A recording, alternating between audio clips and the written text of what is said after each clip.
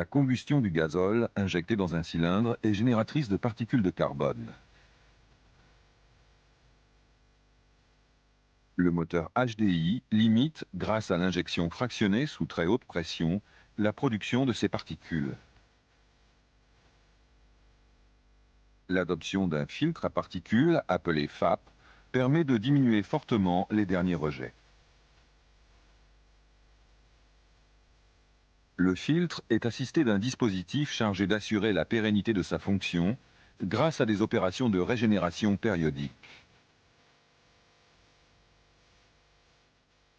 Il constitue une première mondiale en matière de dépollution pour les moteurs diesel des véhicules de tourisme. Il réduit de 1000 fois les émissions de particules par rapport à un moteur conventionnel de performance équivalente.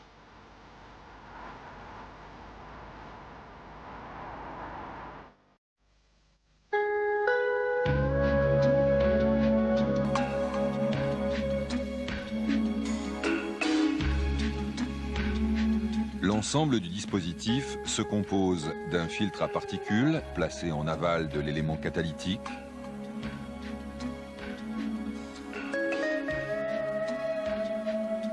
du calculateur de contrôle moteur gérant le système d'injection HDI et l'aide à la régénération,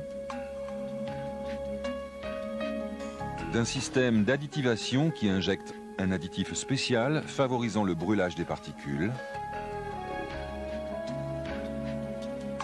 et d'un réchauffeur d'air d'admission. L'air, refroidi habituellement dans l'échangeur air-air, est dérivé grâce à l'action de deux papillons vers un échangeur où il se trouve réchauffé par le liquide du circuit de refroidissement.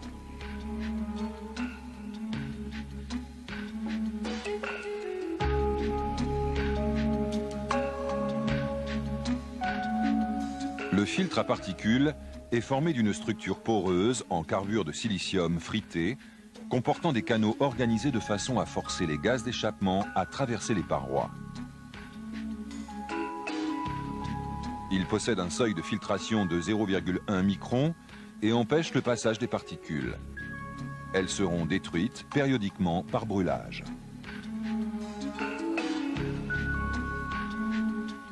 La température nécessaire à la combustion des particules est voisine de 550 degrés. Or, cette température n'est pas atteinte naturellement par les gaz d'échappement. L'adjonction d'un additif spécial dans le gazole permet de réaliser la combustion des particules à une température de 450 degrés. L'additif est un composé d'oxyde de cérium, appelé cérine, qui est livré dilué dans un solvant. Il est contenu dans un petit réservoir de 5 litres placé sous le réservoir principal, ce qui permet de parcourir plus de 80 000 km dans des conditions de roulage normales.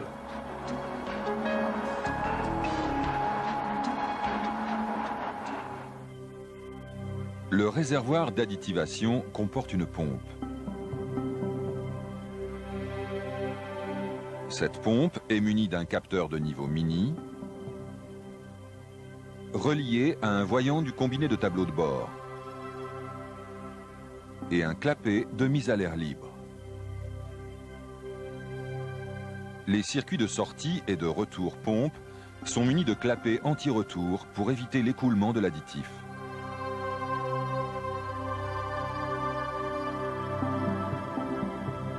Lorsqu'elle est commandée par le calculateur spécifique à la fonction additivation, la pompe débite par un injecteur dans le réservoir principal. Un capteur informe le calculateur de la situation du bouchon de réservoir. Ce dernier est muni d'aimants. Lorsqu'il est fermé, un aimant influence l'interrupteur à lamelle souple du capteur, ce qui ouvre le circuit. Quand le bouchon est déverrouillé, l'interrupteur referme le circuit.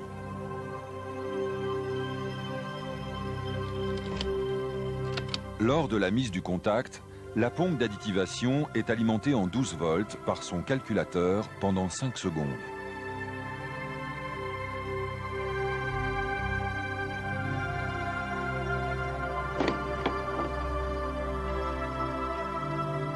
Lorsque le calculateur d'additivation reçoit, via le BSI, les deux informations suivantes, une ouverture-fermeture du bouchon supérieure à 5 secondes et une variation du niveau enregistrée par la jauge, il calcule la quantité d'additif devant être introduite dans le réservoir principal et commande la pompe et l'injecteur.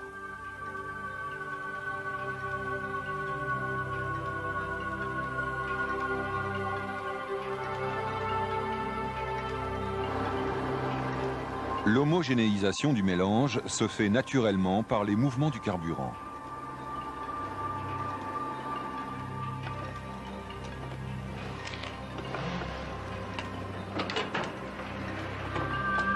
À chaque additivation, le calculateur mémorise la quantité globale d'additifs injectés depuis le début de vie du filtre.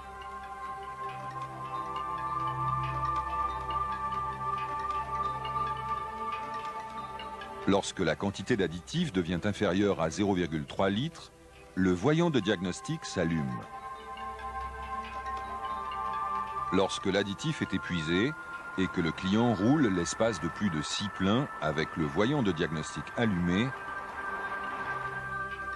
la régénération ne se fait plus et le filtre à particules se charge.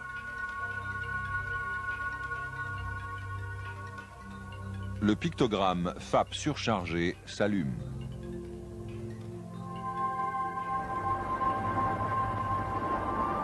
Si le roulage se prolonge, le filtre à particules passe à l'état colmaté.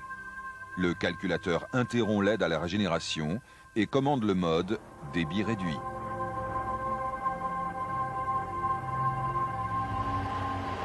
Le régime moteur est limité à 2200 tours minute.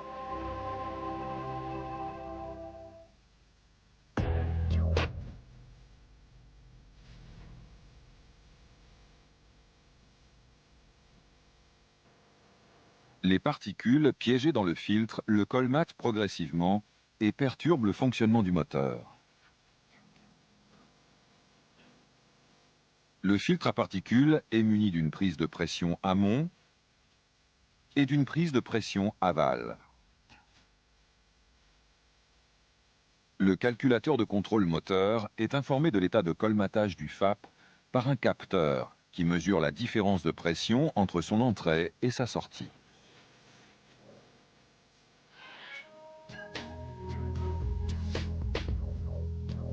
Les zones de A à F du graphique représentent les niveaux d'encrassement possibles. La zone A représente un filtre percé et la zone F un filtre totalement colmaté, donc inutilisable dans les deux cas. Le but de la régénération est de maintenir l'état B quel que soit le kilométrage du véhicule. Le calculateur demande l'activation d'aide à la régénération lorsque l'état de charge du filtre passe de la zone C à D.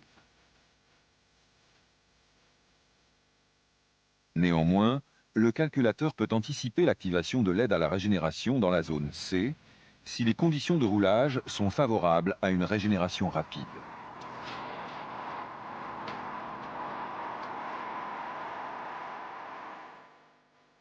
La zone E indique une surcharge excessive du filtre à particules.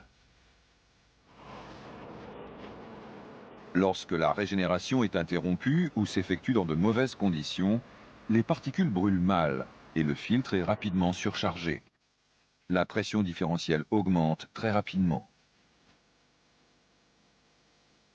Il s'agit d'un état d'alerte, le voyant FAP surchargé s'allume.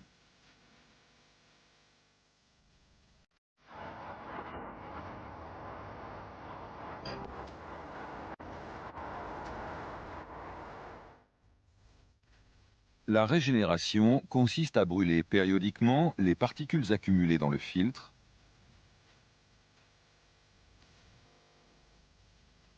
de façon à ramener la pression différentielle en zone B.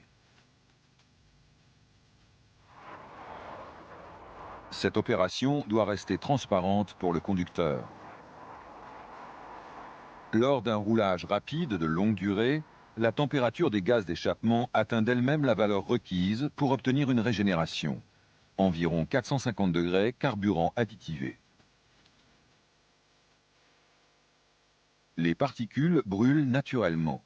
C'est ce que l'on nomme la régénération naturelle.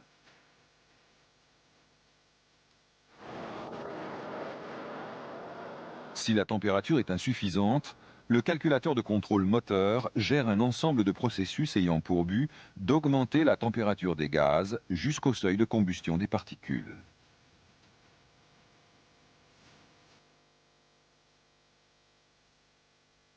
La périodicité des régénérations est gérée par le calculateur moteur.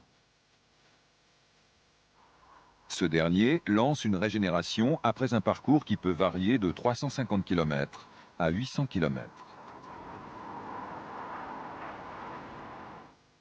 Indépendamment de la distance parcourue, l'aide à la régénération est demandée suite à l'augmentation de la pression différentielle.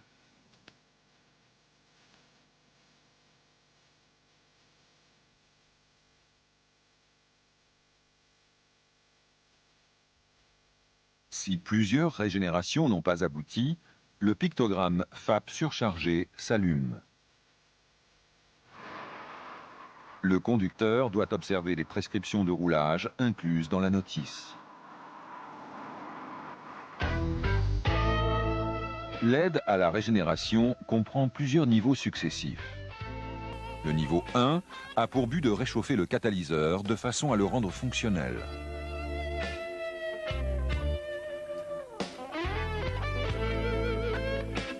Rappelons que le fonctionnement du common rail nécessite une pré-injection et une injection principale. Le calculateur active, lors de la régénération, une troisième injection.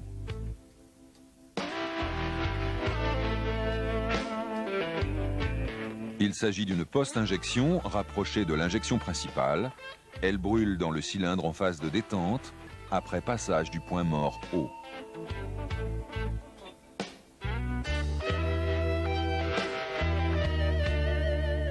Le calculateur interdit le recyclage des gaz d'échappement et pilote le turbo pour maintenir le couple moteur constant. Il dirige, si nécessaire, le flux d'air d'admission vers le circuit de réchauffage par inversion des positions des deux papillons de commande.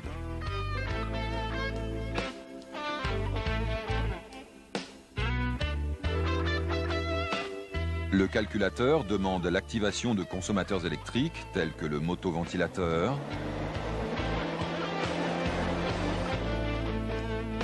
la lunette arrière chauffante, puis l'activation des bougies de préchauffage. Cette mesure augmente la charge du moteur. Si l'opération est écourtée, par l'arrêt du véhicule par exemple, elle sera reprise plus tard.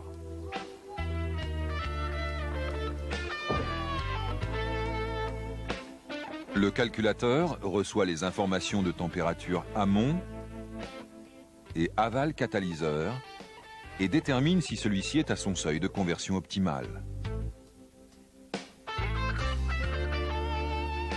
L'aide de niveau 2 n'est obtenue qu'après réalisation effective de l'aide de niveau 1.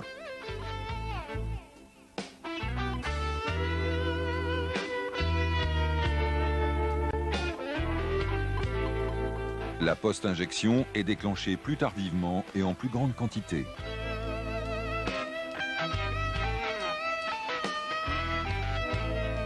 La post-combustion catalytique qui en résulte fournit une température de gaz suffisante pour brûler les particules. Une autre forme d'aide, dite économique, peut être déclenchée lorsque le niveau de charge du filtre n'est pas très élevé et que la butée kilométrique de régénération est proche.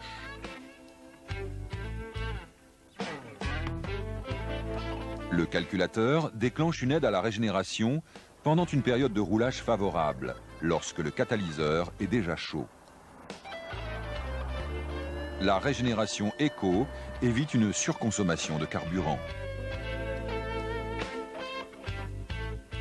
Lorsque la régénération est terminée, le calculateur remet son compteur interne à 0.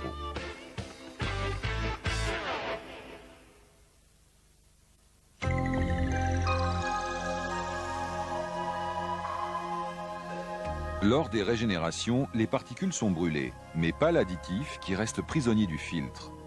C'est pourquoi le colmatage de ce dernier augmente naturellement et progressivement.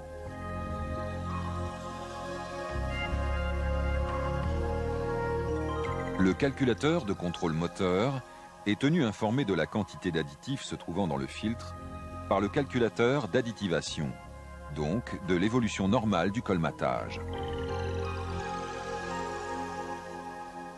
Pour un même débit, la pression différentielle est plus faible avec un filtre neuf qu'avec un filtre usagé. Le calculateur décale en conséquence sa cartographie des zones A à E. L'évolution du colmatage varie avec les conditions de roulage. En zone urbaine, par exemple, le débit de gaz est faible. La sérine tend à se déposer au fond des canaux. La porosité de ceux-ci reste forte et la pression différentielle est faible.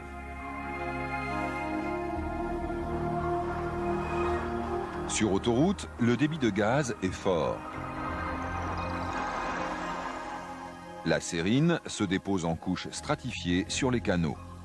La porosité de ceux-ci diminue et la pression différentielle augmente.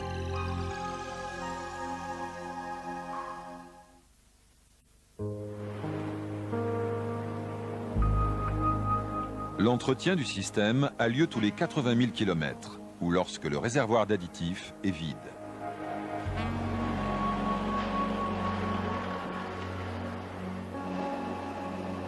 L'opération comporte une régénération forcée, le nettoyage ou l'échange du filtre à particules,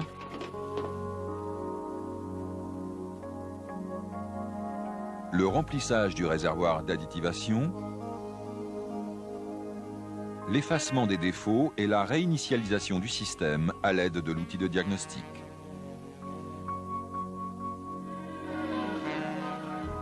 Les interventions doivent être effectuées en respectant les consignes particulières au système HDI. Sécurité, propreté impérative.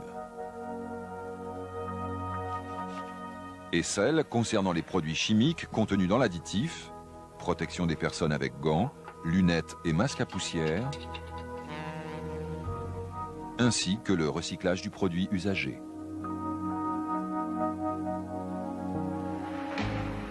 La régénération forcée permet d'éliminer totalement les suies par brûlage.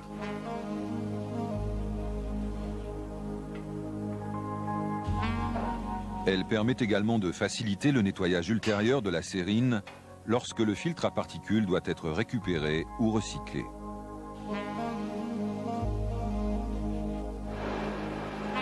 Cette opération est génératrice d'un fort dégagement de chaleur et d'un bruit important. Il faut la réaliser dans un local muni d'un système d'aspiration des gaz adapté. Moteur chaud et tournant, appelé le programme de régénération forcée.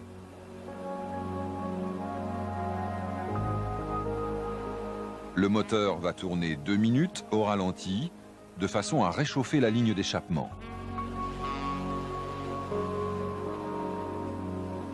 Il monte ensuite à 4000 tours minute, avec post-injection pendant le temps nécessaire à la régénération forcée.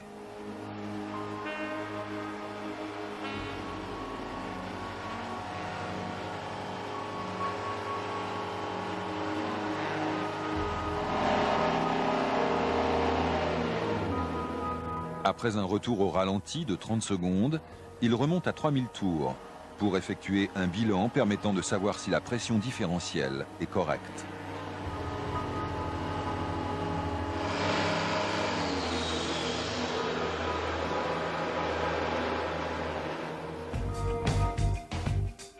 Lors de la dépose-repose du filtre à particules, repérez les raccords par couple puis les désaccoupler des tubes de prise de pression. Déposez les sondes de température amont et aval du catalyseur.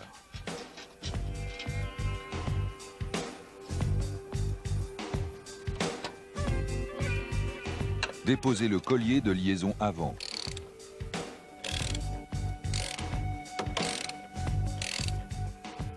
Déposez le collier arrière et l'ensemble catalyseur filtre à particules en le sortant par le bas. Veillez à ne pas blesser le raccord flexible qui ne supporte pas les contraintes en traction et en torsion.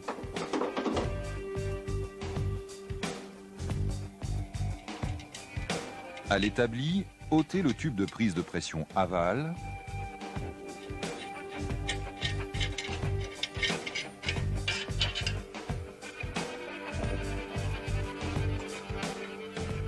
Et séparez le filtre à particules du catalyseur.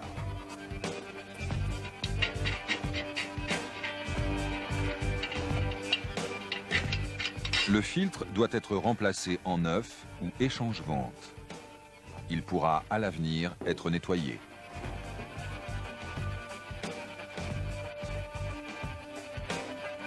Lors du réassemblage, utilisez des colliers, joints et visseries neufs et alignez les pièces suivant le repère.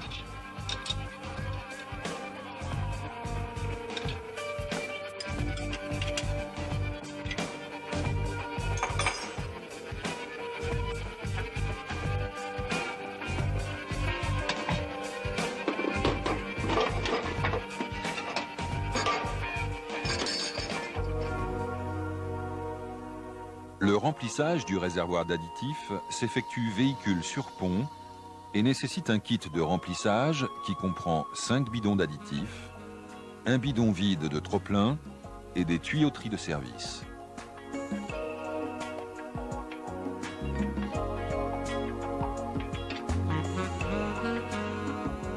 Déposez le bouchon de trop-plein et branchez le bidon de récupération.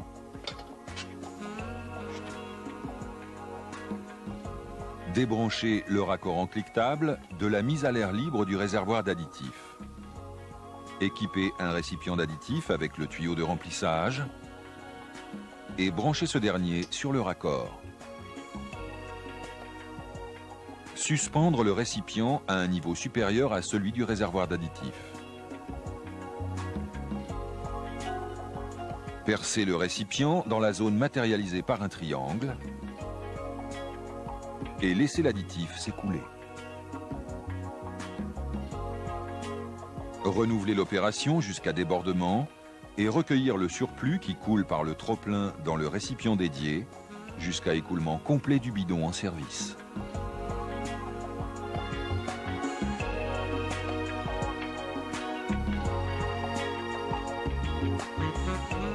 Rebranchez l'enclictable de la mise à l'air libre et reposez le bouchon de trop-plein. Le circuit d'additif doit être réamorcé. Mettre et couper le contact plus de 3 fois.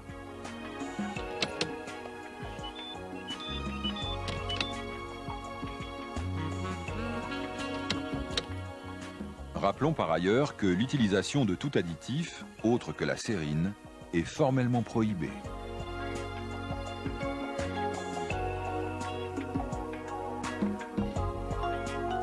Après échange ou nettoyage du filtre et remplissage du réservoir d'additifs, il faut réinitialiser les calculateurs à l'aide de l'outil de diagnostic.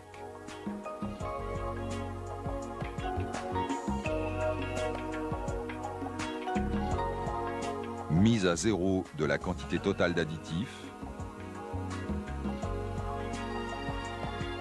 et du kilométrage du filtre.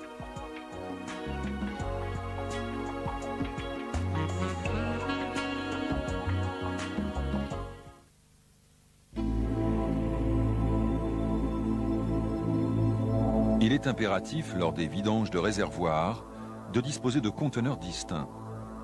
Un pour le gazole normal, un pour le gazole additivé et un fût de recyclage.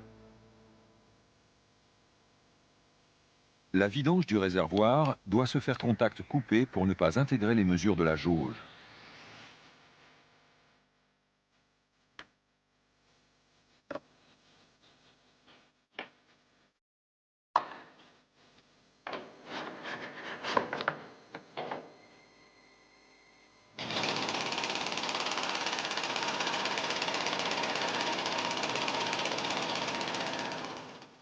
Le carburant soutiré étant additivé, il est important de remettre l'intégralité du volume prélevé.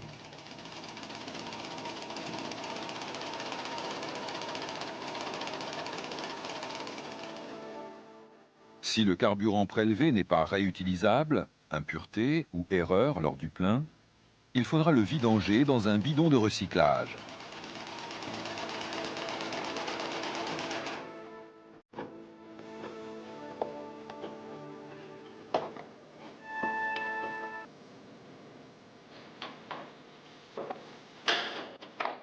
Puis fermer le bouchon de réservoir.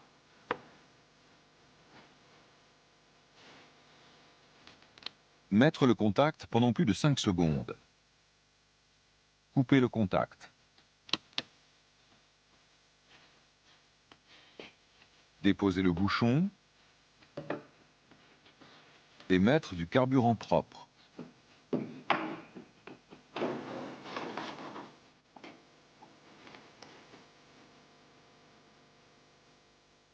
Cette opération permet au calculateur d'additivation d'injecter la quantité d'additif correspondante à la quantité de gazole ajoutée.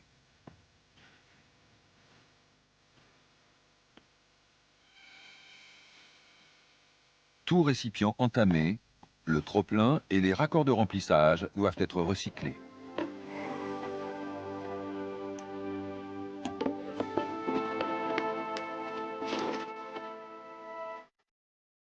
Le carburant additivé ne doit pas être utilisé dans un moteur diesel conventionnel, car il est formellement interdit de rejeter de la sérine dans l'atmosphère.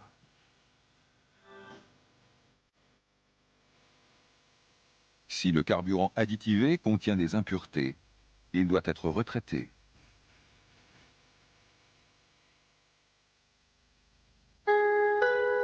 Le système de filtre à particules s'inscrit dans une stratégie de réduction des émissions polluantes. Il donne au moteur diesel HDI un avantage écologique déterminant.